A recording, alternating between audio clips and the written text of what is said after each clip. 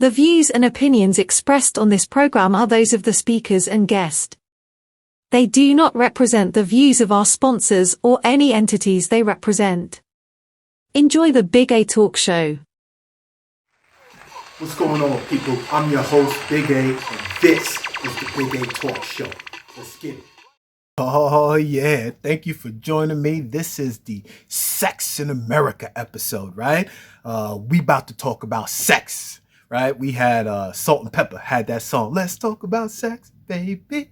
So for those that are listening as you're driving, as you're walking, as you're on the train, thank you so much for tuning in. For those that are watching me right now, thank you as well. This is the sex episode. And what I'm really going to focus on today's podcast is I call it the TINDER generation. All right. Now, I'm not going to age myself, but what I am going to tell you is I grew up where you had to, I'm not going to go ebonical on you, right? And be like, holla, right? I want to say that, where you had to holla at a female if you were interested. Instead, I'll use a word like court, right? You had to court, meaning you had to approach. You had to inform the individual you liked. And you took some time and you got to know that individual, and together you decided you liked each other and you started dating, right? Now, with the Tinder generation and the swipe left, swipe right, I don't understand how that allows you to create a connection with someone. But now hear what the statistics say. This is what they say. Dating apps can work to connect you with a potential partner.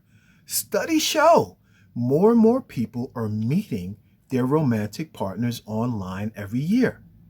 So if you're looking to meet your partner online, know that it's very possible. Many people are using dating apps. And I remember, what's that study? The psychological thing, the Myers-Briggs, right? Y'all know the Myers-Briggs. Well, if you take this, it'll let you know if you're extrovert, introvert, right? And it's a personality type quiz. And you know, I've looked at the dating apps and they have you answer questions. And if these questions are answered truthfully, you're supposed to be able to, I don't know, match with someone who has similar interests, right? And I thought about that and I said, well, what about the old adage of, opposites attract, right? So you're meeting somebody who likes everything that you like. It's almost like the Stepford Wives kind of scenario here. But let's talk about dating and the Tinder generation. So for me, when I like somebody, there was a time where I would say, I like this person, and I would have to approach them. I would have to approach them and say, hey, I'll use the name Jackie, right? There was this person, Jackie Hernandez, that I remember coming up with. And, I had to approach Jackie and say, hey, I like you. And I had to do the things that showed that I liked this individual. And eventually she let me know that she liked me as well. Now, when I think about dating apps, one of the things that comes to my mind, and again, the way we receive news today is on the instant. I mean, within seconds, we're knowing what's going on across the world. Whereas back, not to overage myself, during my time, the news was the local news you watched on TV, or it was an actual newspaper you picked up and you read. But with these computing devices in our pockets and our ability to have news on the go, I have a concern when it comes to the dating apps. I feel as though they're not as secure as a lot of people like to think. Now, we know about this catfish generation, right? Where people are sending in pictures, but it was a picture they took 20 years ago. They show up to the date and it's like, ugh, you ain't like you look in the picture. So that's that aspect where you can be coerced into believing that you're meeting someone who you're really not meeting, and that person is not who they appear to be on the dating app. Well, I'm going to go a little bit further. There was a recent incident, for those that like to fact check, you go ahead and you fact check this, where a young woman was found dead. And I'm not going to, go into her name and things like that because the case is still ongoing. But a young woman was found dead after meeting a gentleman on a dating app, right? Police questioned this individual and assumed he had nothing to do with it, although he was the last person seen with her, and they let this individual go. So you have parents who are now in mourning, killers still at large. Their daughter met someone on a dating app, went on a date. This individual says they left, but the following day, the daughter is found and she is dead. My concern with dating apps is that it leads to unpredictability. All right, here's what I mean by that. Studies have said, now these are the types of people who are using dating apps. This is a study for those that are listening to this, whether you're driving in your car, on a train, or taking a walk, right? I'm reading something that I've posted for those that are looking here visually. And you can put this in yourself, right? And you can type this into your Google search. It says, what kind of people are actually using these dating sites? Well, they listed the top 7 types. For the highly educated, I'm assuming when they say highly educated, they mean those that have received a bachelor's, master's degree like that. Distinguished Shopper, the League. That's the app that they're using, right? For the flirty type adventurer, which is kind of suspect, they tend to use Tinder, right? Tinder, I think a lot of people, at least what the media and Hollywood is portraying as Tinder as the hookup app. Yeah, get on Tinder, just meet somebody, hook up. Y'all know what I'm talking about. I have a little boom, boom, pow, pow, right? And then we go our different ways, right? I met somebody, I hooked up with them on Tinder. Then there's the liberal, what they call woke folks. Now, I'm going to do a whole episode on this term woke, but there is for liberal woke folks a dating site called OkCupid. Right?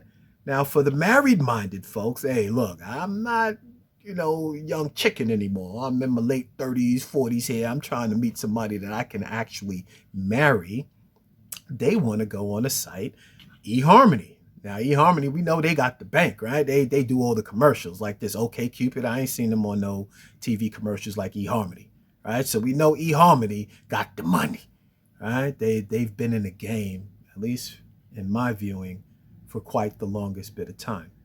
Then there's for the busy career professionals. Now, these are people who career first, dating and all that stuff second. They tend to use a site called Elite Singles. And then, of course, for the Facebook junkie, we call these the media junkies, right? They use Hinge to hook up with people. Now these are what they're saying, the types of people that are using the dating apps.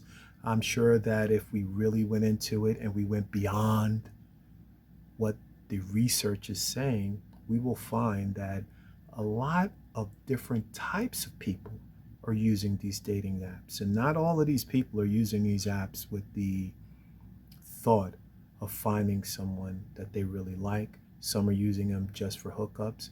In other countries, right? I'm going to go outside of America.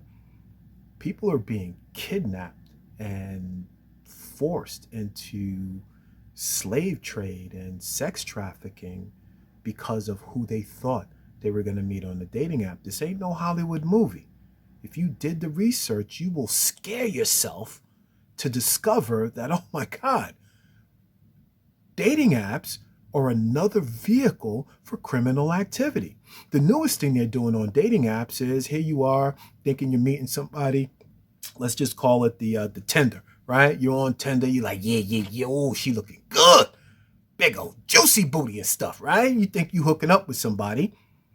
You go to the meeting place and there's about 3 or 4 guys there. You're getting pistol whipped and robbed. So the new thing on these dating apps is they're actually using them to coerce people to meet them at a certain spot, and they're getting robbed.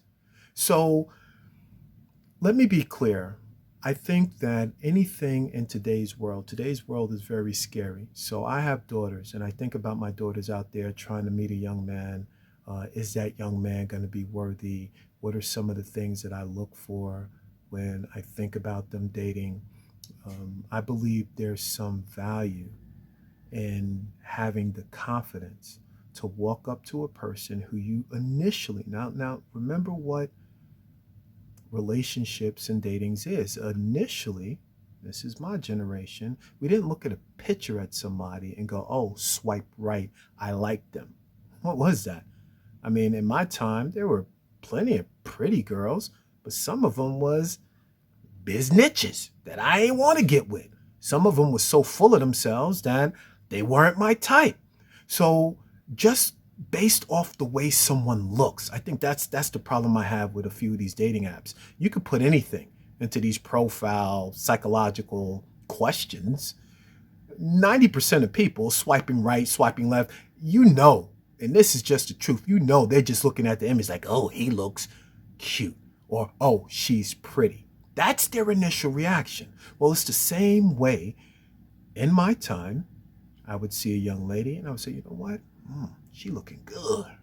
It was the legs, it was the breasts, you name it. She was looking good.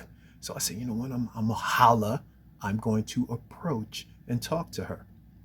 And you would approach and talk to that individual based off of that initial visual contact. So what I'm getting to is that dating someone, and when I think of my daughters, is yes, initially they have to see the person and be visually attracted to them. Using the dating apps does allow them to set something up in a safe environment, like, okay, we can meet at this crowded restaurant, right? They already know my drink rule. For those that are listening to this, I don't know if you give your young kids, your teenage daughters, I used to have this drink rule. You don't drink anything from anybody that you're not watching the bartender pour, right? You don't leave your drink unattended. So there's certain things that are rules that I think are good rules. And when I think about these dating apps, I say I'm 50-50 on how I feel. I tend to agree and disagree with them. I agree with them in this world that we live in today, that there's a little bit of safety, right, that comes from using a dating app when you want to go out there and try to meet somebody who you hope will have some things in common with you. But the side of it that I don't agree with is that there's also a security issue, right? Are you actually meeting this person? Is this person who they say they are? If I had it my way, I would tell you all, if you're listening to this podcast, if you ever had thoughts about going on to Tinder or using the dating apps, I'm not going to discourage it. There's some value in how people are using these apps. But also I would say muster up some courage. We call it getting some yak up in your jack, and if you see somebody and you believe they're attractive, go with an old school method. Say hello, say hi. It always starts there.